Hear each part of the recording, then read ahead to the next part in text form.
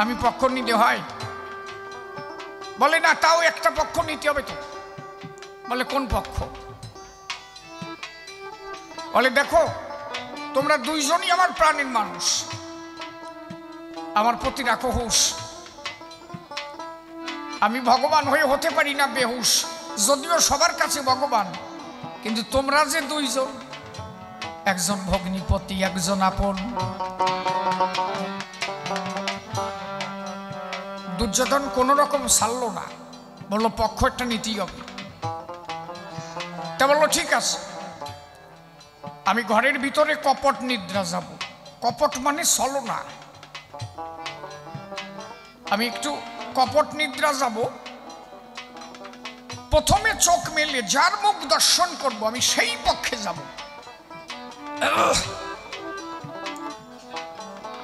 আমার কথা বোঝা যাচ্ছে কি? বাহ, ঠিক আছে। শ্রীকৃষ্ণ ঘরের ভিতরে গিয়ে কপট নিদ্রা গেল। কপট নিদ্রা কেমন? উনি চিত হয়ে করল শয়ন।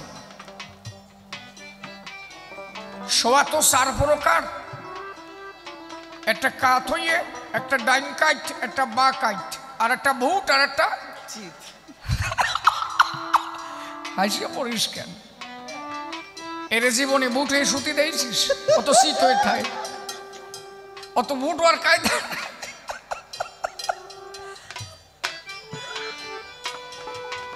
আমার দলে যারা বাইনা দেয় আগের থেকে বলি যে একটা আসন আলাদা রাখবেন, মানে ওরে কেউ ছুটি দেয় না। উনি একটা ট্রেনিং কমপ্লিট করেছে। উনি যে ঘরে শোবে সেই ঘরে কোন শালা শোবে সে যে নাক ডাকরে বাবা, কত প্রকার যে হয়, স্কেল খালি চেঞ্জ হয়। 4.5, 5.5,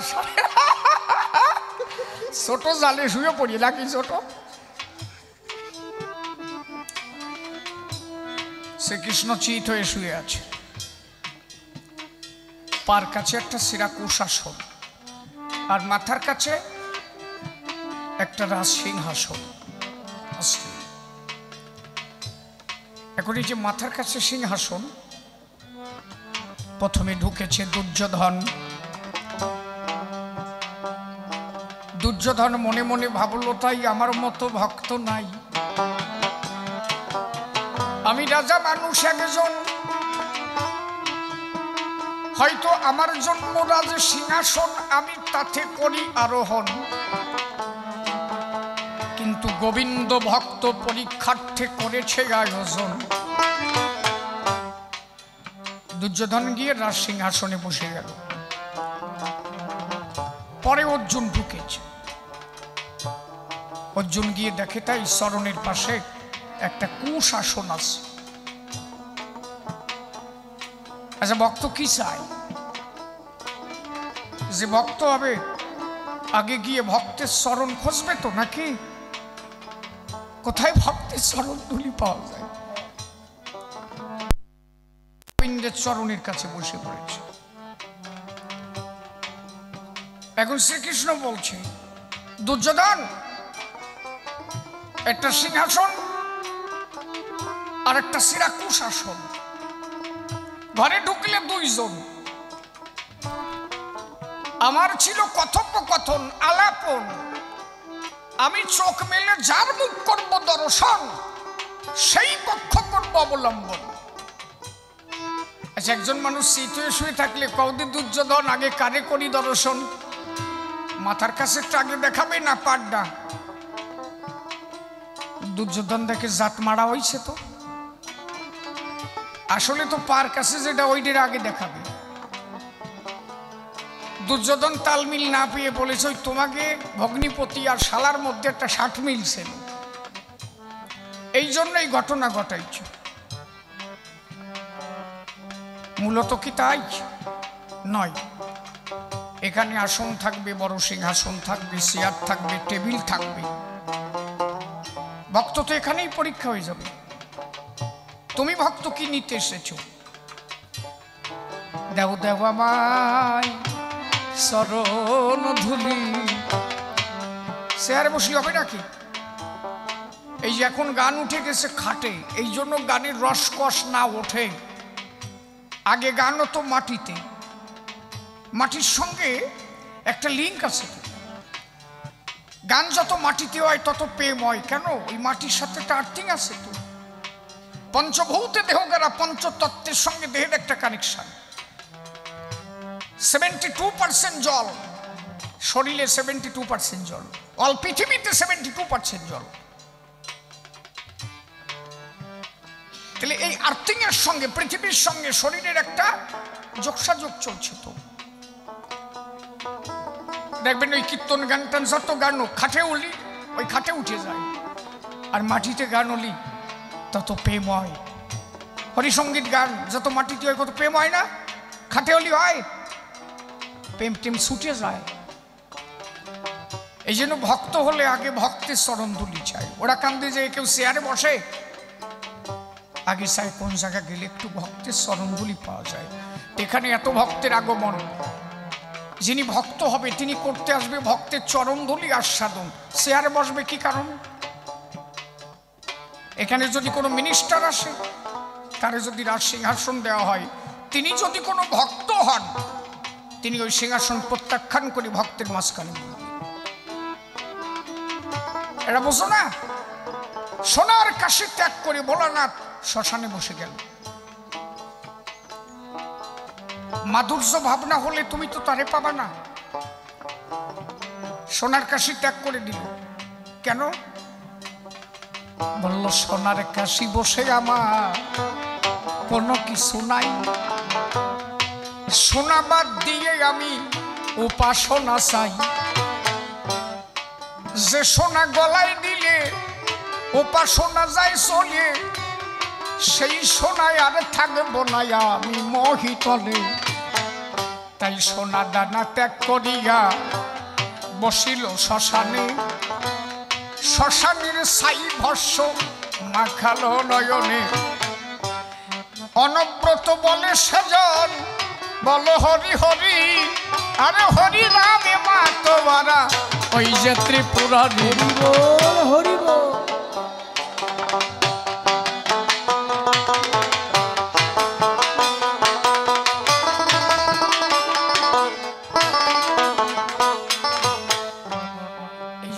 ভক্ত হবে আগে ভক্তের কাছে যাবে। শ্রীকৃষ্ণ পরীক্ষা করলেন, বলেন যুধিষ্ঠির, এই দুর্যোধন, আর একটা কথা, তুমি তো হেরে গেছো। আমি প্রথমে উঠে চোখ মেলে দেখলাম অর্জুনকে, তাহলে আমি অর্জুনে রয়ে গেলাম। তাও যদি তুমি না মানো, আর একটা কথা শোনো, কি আমার 18 অক্ষয়ণী সেনা সব তোমারে দেব। আমি যুদ্ধে অস্ত্র ধরবো না, খালি সারথি হব। অস্ত্রাগার দেব, 18 অক্ষয়ণী সেনা দেব, যা লাগবে সব দেব। আমি যে পক্ষে থাকবো খালি রথের সারথি হব। আমারে চাও না, এগুলো চাও। তুমি যুদ্ধ করবা না তো? দুর্যোধন কয় তুমি যুদ্ধ করবা না তো? বলে না। তা তোমার দিয়ে আমি কি আনবো? ওই রথ যা দিবা, অস্ত্র গট্টা যা দিবা, সিনা টিনা যা দিবা দাও, আমি নিয়ে আটা দিই। তুমি তো খালি রথ চালাবা, তাই তো? বলে হ্যাঁ। বলে তা ওকে হয়ে যাও। সব দিয়ে দিল, দুর্যোধন নিয়ে চলে গেল। ও তো ঐশ্বর্যের ভক্ত। অর্জুন পায়ের কাছে বসে চোখের জল ঝরাচ্ছে, চোখের জলে গোবিন্দের চরণ ধৌত করে দিচ্ছে। শ্রীকৃষ্ণ বলছে, অর্জুন কাঁদো কি কারণ? এ যুদ্ধ পরাজয় হইবে নিশ্চয়, কেন আমার হাতে কিছু নাই। 18 অক্ষয়ণী সেনা সব করেছি অর্পণ, আমি খালি সারথি হব। আমি ছাড়া তোমার আর কিছু নাই। অর্জুন বলে, এটাই আমার পরম পাওয়া। বিশ্বের সমস্ত সৈন্য যদি ওদের হয়, সমস্ত গাছের ডাল যদি অস্ত্র হয়, সমস্ত সমুদ্রের জল বিন্দু বিন্দু কণায় যদি অস্ত্রাগার হয়, কিন্তু আমি জানি ওরা সব নিয়ে গেল আমার হবে জয়। কেন? আমার পক্ষে আছে আমার প্রাণ গোবিন্দ জানি, একবার রাধা গোবিন্দ প্রেমানন্দে হরি বল জ্ঞানী গুরু। এই জন্য তারে পেতে গেলে চরণ ধুলি চাই, আরে ভক্তের চরণ বিনে জীবের কোনো গতি নাই। এই যে হরি প্রেম কৃষ্ণ প্রেম পাওয়ার তিনটি ভাব, এই যে এরা যে অনুষ্ঠান করেছে এই জন্য একজন সৎ গুরুর আগে আশ্রয় দরকার, তার কাছ থেকে বার্তা নেওয়া দরকার যে আমি একটা অনুষ্ঠান করব, কিভাবে করব। সে অনুষ্ঠান করতে গেলে তার প্রথা কিছু। তুমি যখন অনুষ্ঠান শুরু করবা তোমার প্রথম কাজ বাড়ির পাশে যত শত্রু আছে তোমার যারা ভালোবাসে না আগে নিমন্ত্রণ তাকে দিতে হবে। করো নাই?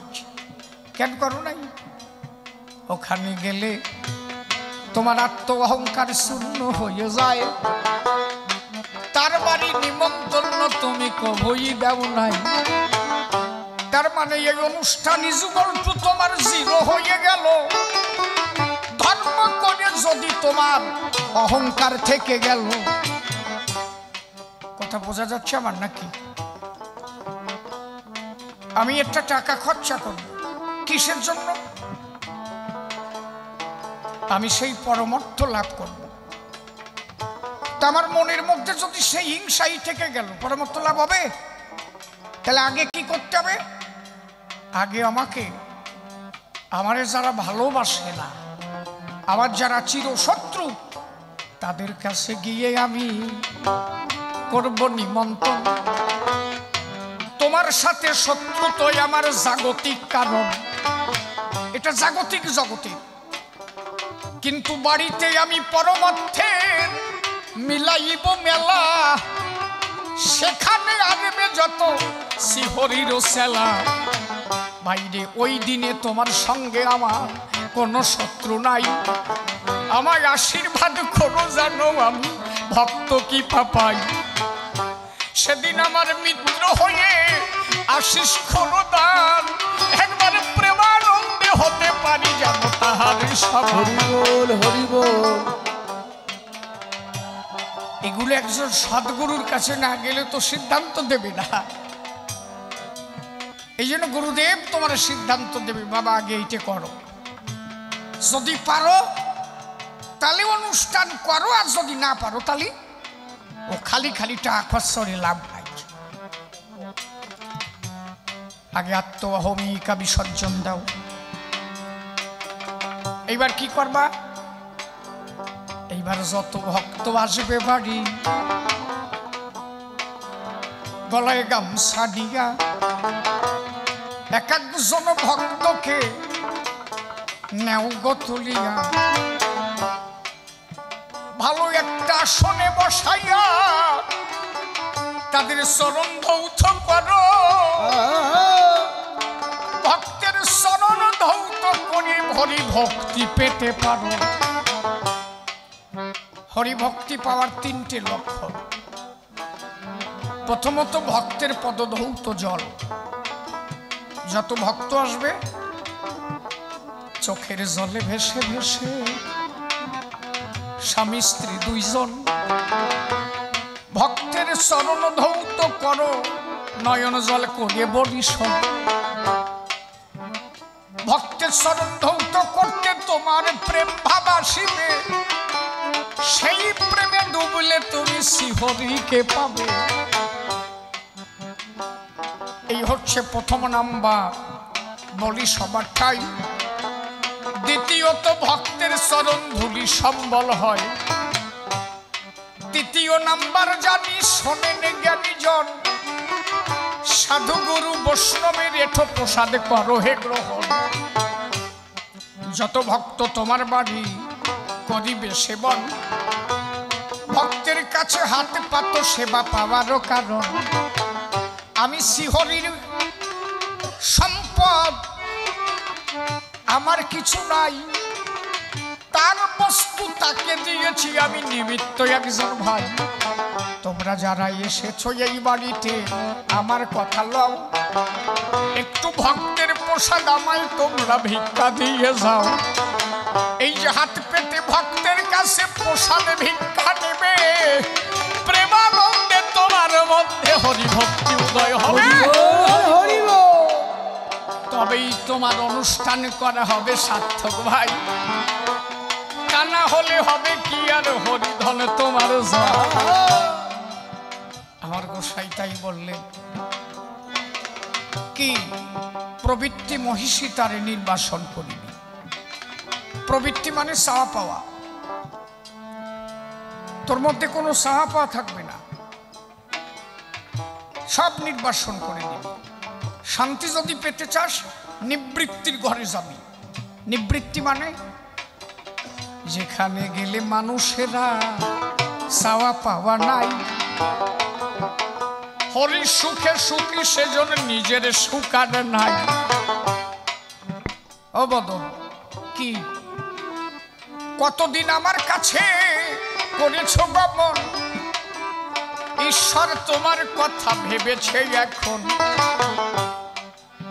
বদনকে নিয়ে ঠাকুর আমার আস্তে গাছতলাতে গেল, দেখে যে একটা সাপ ওই গর্তের থেকে উঠে গেল। ঠাকুর বলে, ও বদন সাপ ভালো দেখায়, ওর মুখটা যেন লাল রে বদন, মনি মুখটা হয়।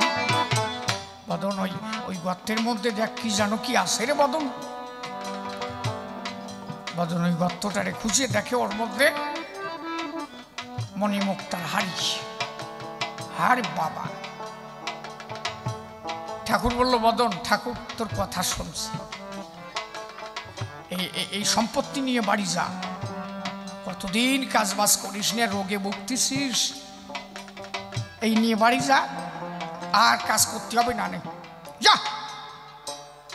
বদন কয় যে সবাইরে ভোলা যায়, আমারে ভোলানো যায় না। ওই সামান্য ধনের আশা দেখায় বদন রে ভোলাও। যে চরণের দাস কুবের সদারয়, যে চরণের দাসত্ব করে সেই লক্ষ্মী মাতায়, সেই চরণ পেয়ে ওই ধন কবু নাহি চাই। বাহ্যিক ধনের আমার আর কোনো দরকার নাই। আমি তোমার চরণ নিয়ে জানো জগতে থাকতে পারি, হরিধনে ধনী হয়ে জানো রইতে পারি। হে দয়াময় কথা নাও, সেই হরি প্রেম দাও, হরি যে প্রেমেতে মহানন্দে আনন্দে এইখানে গেলে আনন্দ, এই জায়গা গেলেই আনন্দ, যেখানে গেলে কোনো চাওয়া পাওয়া নাই। এর প্র্যাকটিক্যালে কই তোমার, এখনই তোমার 5 লাখ টাকা দেবো, আসছে এখনই 5 লাখ টাকা দেবো, ওই টাকা পাওয়া মাত্র তোমার গায়ে জ্বালা উঠে যাবে। কি জ্বালা উঠবে কত? এই দিয়ে ঘর করবো,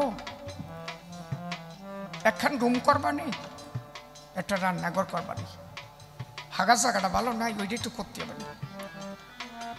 পাশের বাড়ি শুনলাম 1 বিঘে জমি ব্যাস, ওই ঠিক নয় বন্ধক নিবানি। এই ভাবনা আরম্ভ হয়েছে, আর হরি ভাবনা টাবনা নাই, কিন্তু ওইটা আছে কয়দিন থাকবে।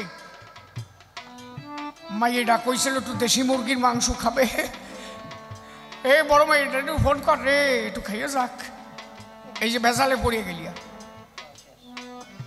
হাজার নাই নাই তাই নাই, যা আসবে তাই খাবো, না আসবে খাবো না, তাই তো কোনো চিন্তা নাই। যার চাওয়া পাওয়ার ভাবনা নাই তার কোনো চিন্তা নাই, তার মনে কোনো অশান্তি নাই। তুমি দিলে খাই না দিলে খাই, আমি তোমার সুখ চাই। হরি তুমি বিনে এ জগতে আমার আর কিছু নাই। এই সুখী মানুষ যদি একবার হতে পারে, প্রবৃত্তির ঘরে ত্যাগ করে যায় নিবৃত্তির আগারে। এই নিবৃত্তির দেশে মানুষ করলে বিচরণ, শান্তিময় হয়ে ওঠে তাহারে ভুবন। সংসারে থেকেও হয় যদি নিবৃত্তির দেশে কেউ থাকতে পারে। আমি আমার কর্ম করে যাব, কে কি হবে না হবে এত কিছু আমার দেখার দরকার নাই তো। মেয়েটার স্কুলে দিতে হবে, দিলাম, ওই যে ওর 2 মেয়ে, তাই না? আর 2টো মেয়ে একটা সল। ওর কাজ কি? ওর 2টো কাজ, একটা কর্তব্য আর একটা আবশ্যিক। সংসারের জীবের 2টো কর্ম। এই সংসারের জীব হচ্ছে 2 প্রকার, একটা হচ্ছে সালনের মতো আর একটা হচ্ছে কুলোর মতো। কুলো সেনো, মারা কুলো সেনো? কুলো দিয়ে কি করে? ধান ঝাড়ে,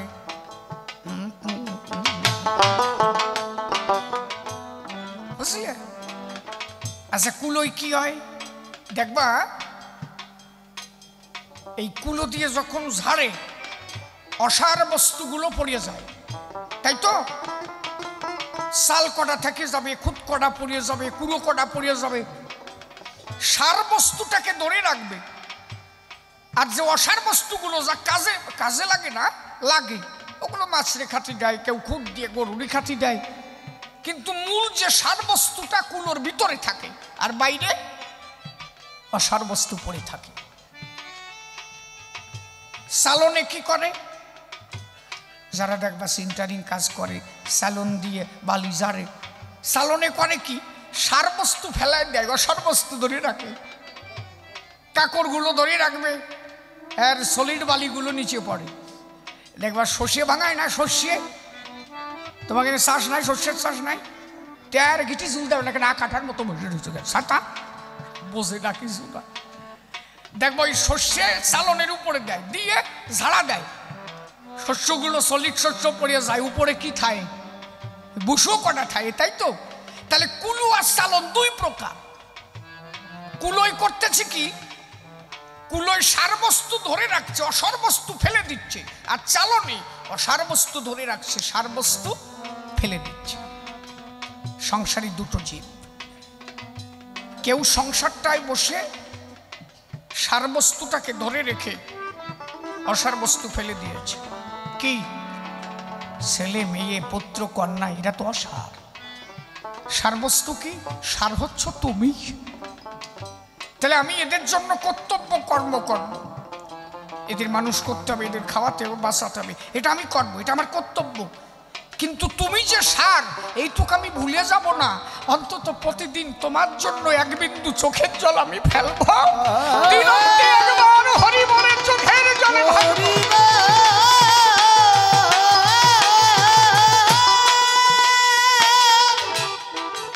কারণ আমি জানি যে কোনো মুহূর্তে আমার এই দেশ ছেড়ে চলে যেতে হতে পারে।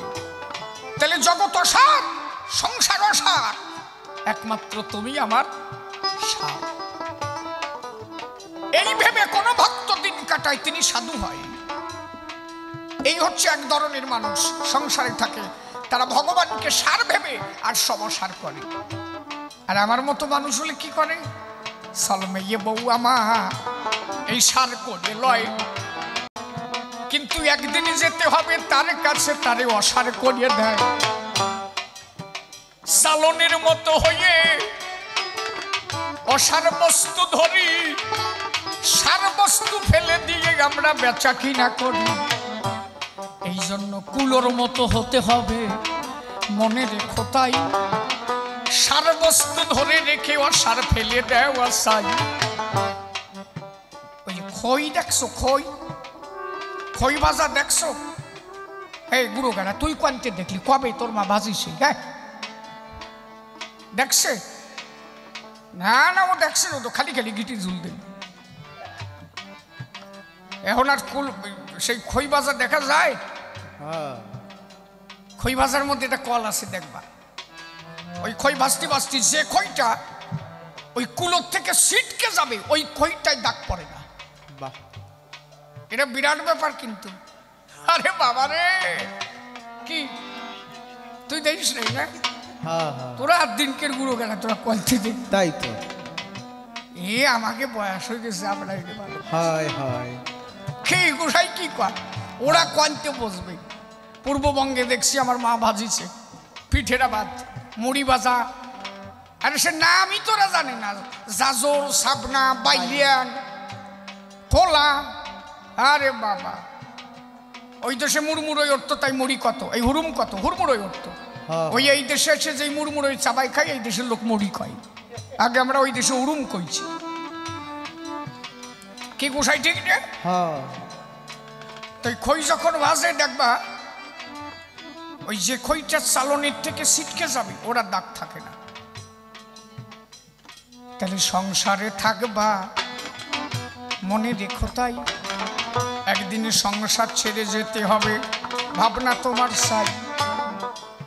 আমার গোলক তারক মহানন্দ সংসারই ছিল, কিন্তু সংসার থেকে ছিটকে গেল।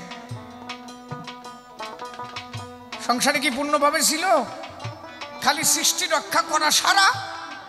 এইবার যে যার 3 মাস 4 মাস সংসার ছাড়া, 6 মাস পরে এক গুল্লি আইছে, বাড়ির খবর কি রে?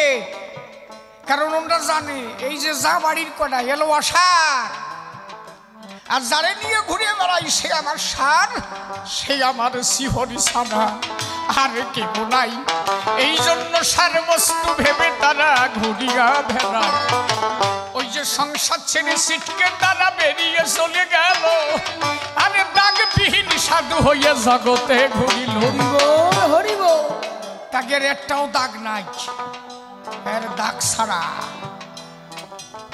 এই রমতি হবে তো, এইটা হতে পারো একমাত্র নিবৃত্তির দেশে গেলে, প্রবৃত্তির দেশে বসে এটা সম্ভব না।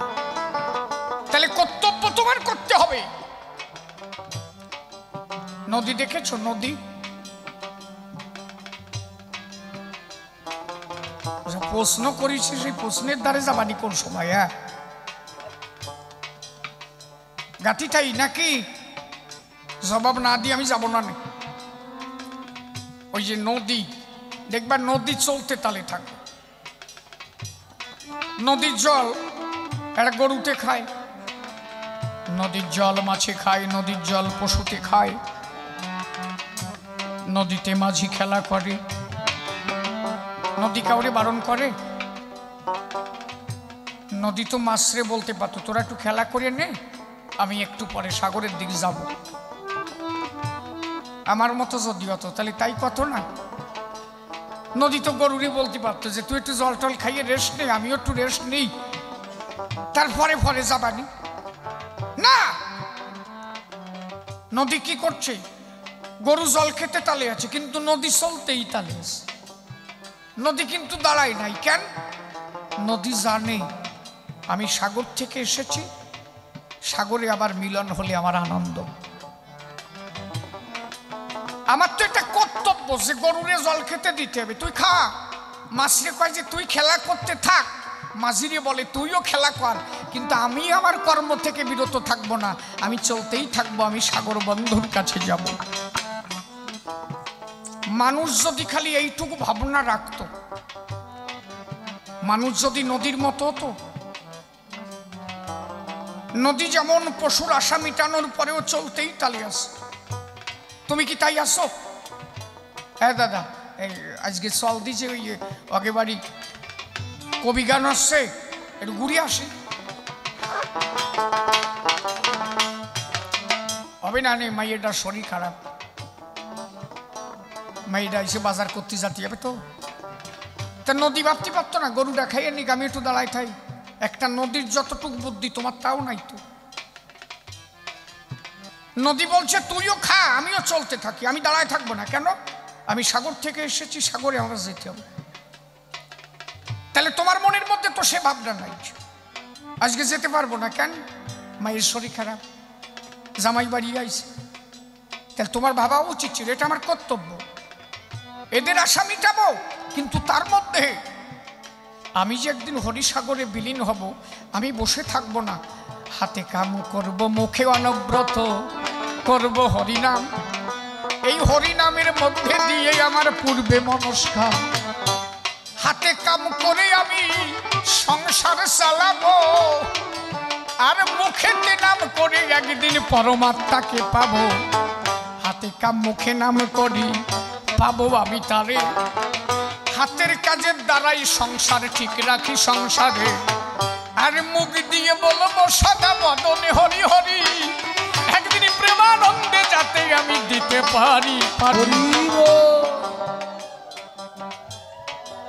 দেখেছো যে এক সাধু বাবা, দেখছো উনি মুখ চালাই যাচ্ছে, যদি ওনার হাতেও নাম মুখেও নাম,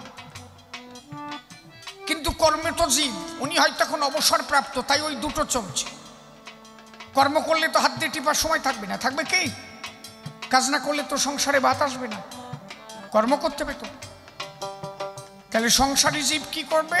হাতে কাজ করবে আর মুখে নাম করবে। হাতে কাজের দ্বারা অর্থ আসবে, সংসার ঠিক রাখতে হবে, এটা তোমার কর্তব্য। আর মুখে নাম করো, ঠাকুর বলেছে এর দ্বারা তুমি পরমাত্মাকে লাভ করো। এর দুটো জগৎ বেঁধে রেখেছে। এবার আমি যদি হাতও বাঁধি মুখও বাঁধি, তাহলে তো অর্থ আসবে না, সংসার চলবে না, একটা জগৎ কম পড়ে যাব। সংসার হচ্ছে শ্রেষ্ঠ জায়গা, এখানের কর্তব্য থেকে তুমি ঘাটতি দিতে পারো না। যদিও অসার, তার মধ্যে তুমি পেতে পারো সার, যদি ভাবনা থাকে নিবৃত্তির আগার। যাদের তুমি সৃষ্টি করেছো এরা পরম ব্রহ্মের সন্তান, এদের কর্তব্য করলে তার কর্তব্য হয়। এই জন্য ঠাকুর বলেছে জীবে দয়া নামে রুচি, মানুষেতে নিষ্ঠা, ইহা ছাড়া আর যত সব ক্রিয়া ভ্রষ্টা। জীবে দয়া করো সদা বলি তোমার ধারে, সেই আত্মা আসে দেখো মানুষের ভিতরে। এই যে আমার ভিতরে যে কথা কয়, তোমার ভিতরে যে কথা কয়, লালন ফকির কি লিখেছে? সিরাজ লালন এক জায়গা রয় লক্ষ যোজন দূরে, আমি একদিনও না চিনিলাম তারে। স্বামী স্ত্রী একই খাটে শুয়ে আছে, আস্তে স্বামী স্ত্রী দুইজন একই খাটে শুয়ে আছে, কেউ কেউ চিনি না। এই যে ও আমার মারে নিয়ে ঘর করে, ও কি চেনে আমার মারে? আমার মা কি বাবারে চেনে?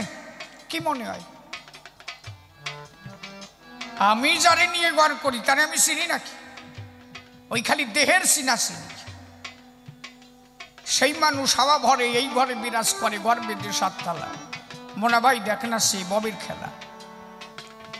দুজন এক জায়গায় শুয়ে আছি, খালি দেহ খানা, দুজনে চিনি। তোমার ভিতরে যে আসতেছে আমার ভিতরে যে আসতেছে, এই দুইজন রে তুমি আমি কেহ নাহি জানি। এরা লক্ষ যোজন দূরের লোক, শোনেনি জ্ঞানী গুণী। এই যদি চিনতে পাইতে আর যদি দেখতে পারত, তাহলে হুরুত করে উড়িয়ে চলে যাতি ভাবত।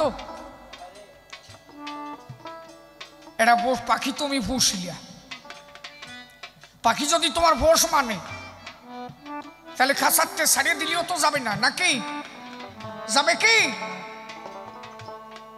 পাখি পুষে দেখবা খাঁচার ভিতরে কি করে, খালি ঠোকর মারতি থাকে। খাঁচার মধ্যে ঠোকর মারতি থাকে না, শালা ভাইয়ে গেলি বড় হয়ে যাব, ভাইয়ে গেলি বড় হয়ে যাব। এই শরীরটা তো খাঁচা, খাঁচার ভিতর অচিন পাখি কেমনে আসে যায়? তারে ধরতে পারলে মনোবেরি দিতাম পাখির পায়। আমি তো ধরতে পারি নাই, ও খালি আসতেছে আর যাচ্ছে, আমি ঘুমাই রয়েছি, ও ডিউটি করেই যাচ্ছে। কোনোভাবে যদি আমার খাঁচা একটু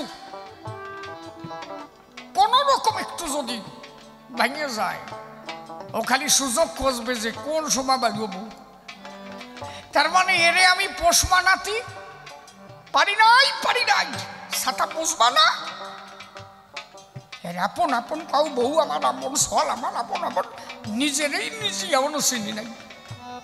লালন গান লিখলো না, আপন আরে আপনি চিনি নেই। আমার অশ্বিনী লিখেছে না কি, ও কত চাল সোলা তোর ঠোঙাই দিলাম, পাখি তোর ঘেজ ঘেজে বল গেল না।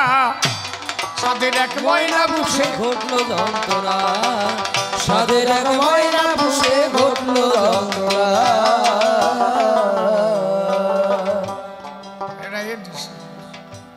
ভালো কথা কয় না, গ্যাস গেজে বল গেল না। তাহলে ওরে পোষ মানাতে পারলাম না, যে কোনো মুহূর্তে ও চলে যেতে পারে। খালি দেহ খানার জানা জানি কে আসে দেহ ঘরে, তারে আমি চিনি না শোনেন জ্ঞানী জন, সেই আমার মনের মানুষ মিথ্যা নয় বচন। 21,620 এই দেহ ঘরে দিন রাত আসা যাওয়ার পরে